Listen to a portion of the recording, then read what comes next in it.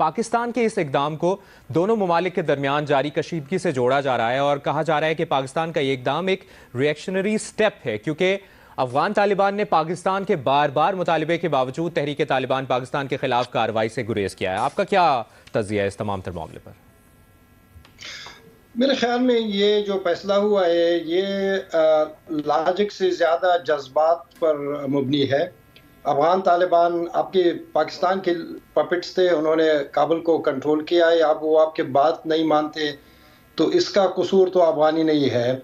मेरे ख्याल में ये जो फैसला हुआ है ये इससे पहले एक माहौल इस तरह बना दिया गया है जिस तरह के बस अफगानी दुश्मन हो या इंडियन हो पाकिस्तान में घुस गए हो, अब सारी उनका निकालना। मेरे ख्याल में इस तरह माहौल बनाना जो कि इंतकाम के हद तक जा रही है, ये बहुत ही नामुनासिब रवैया है। एक पाकिस्तान है कि कभी इस तरह उन्होंने कोई यूएन के जो प्रोसेस है उनके थ्रू भी उन्होंने कुछ न नेशनलिटी दी न कुछ दिया है।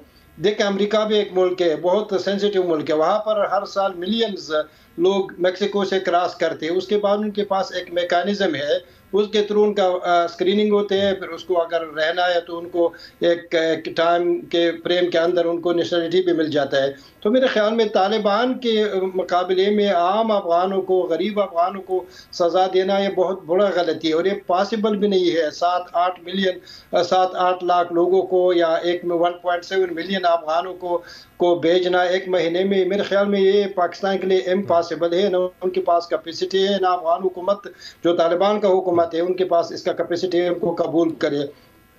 तो जिस तरह पाकिस्तान का ऑलरेडी एक बहुत ही नेगेटिव इमेज था तालिबान की वजह से, लेकिन बाद में वो बेहतर हुआ जब तालिबान ने टेक ओवर किया। 7 लाख तक अफगान जो तालिबान से भाग चुके इस वक्त पाकिस्तान में, अगर वो वापस चला जाए तो उनको बहुत ज़्यादा उनके प्रोसिक्यूशन के चांसेस है, उनको गिरफ्तारी के चांसेस है। ये वही लोग थे जो शहरों के लोग थे जो तालिबान के ख़िलाफ़ थे, उनसे ये तवक्को रखना कि पाकिस्तान में टेररिज्म करेंगे, मैं हरगिज़ ये नहीं समझता कि सारे अफगान वापस भेज दे भी पाकिस्तान का मसला हल होगा। पाकिस्तान की सिक्योरिटी मसाइल बहुत बड़ी है, बड़ी कॉम्प्लिकेटेड है। हमने देखा है कि अफगान मुहाजिरीन के इनखला का अमल भी शुरू हो चुका है और ख़बर है कि कल 30 अफगान ख़ानदानों को लेकर 16 ट्रक तोरखम सरहद पहुँचे हैं, मगर हमने ये भी देखा है कि अफगान हुकूमत ने इस अमल को नाकाबिल कबूल है। इस वक्त दोनों तरफ ग्राउंड पर क्या पोजीशन है, दोनों तरफ किस किस्म की मुश्किलात पेश आ सकती हैं और अफगान तालिबान का क्या रद्द अमल सामने आ सकता है?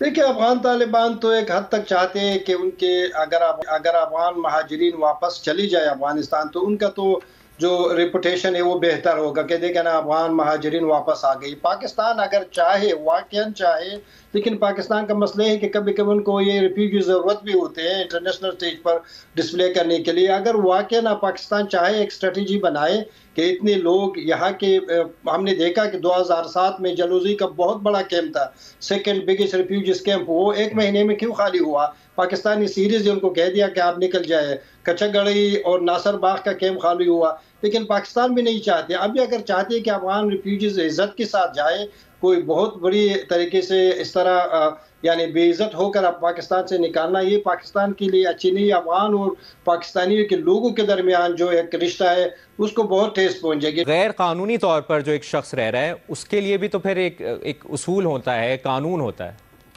देखे ना जो अभी आपने 8 लाख अफगानियों को 2017 में जब अख्तर मोहम्मद मंसूर के बॉडी पर पाकिस्तान का नेशनल आइडेंटिटी कार्ड बरामद हुआ, फिर चौधरी निसार साहब ने एक स्क्रीनिंग शुरू की, जो अफगान रजिस्टर्ड नहीं थे उनका एक डॉक्यूमेंटेशन हुआ, उनका फिंगरप्रिंट लिया गया। तो इस तरह अगर गैर कानूनी आ गए, वो कुछ लोग ऐसे हैं जो वीज़े पे आ गई है, कुछ लोग ऐसे हैं कि अफगानिस्तान में उनका रहना नामुमकिन था, वो अफगानिस्तान से भाग रहे हैं, कुछ लोग यूरोप की तरफ जा रहे हैं थ्रू ईरान, तो अपने सर और ज़िंदगी बचाने के लिए वो पाकिस्तान में आ गई।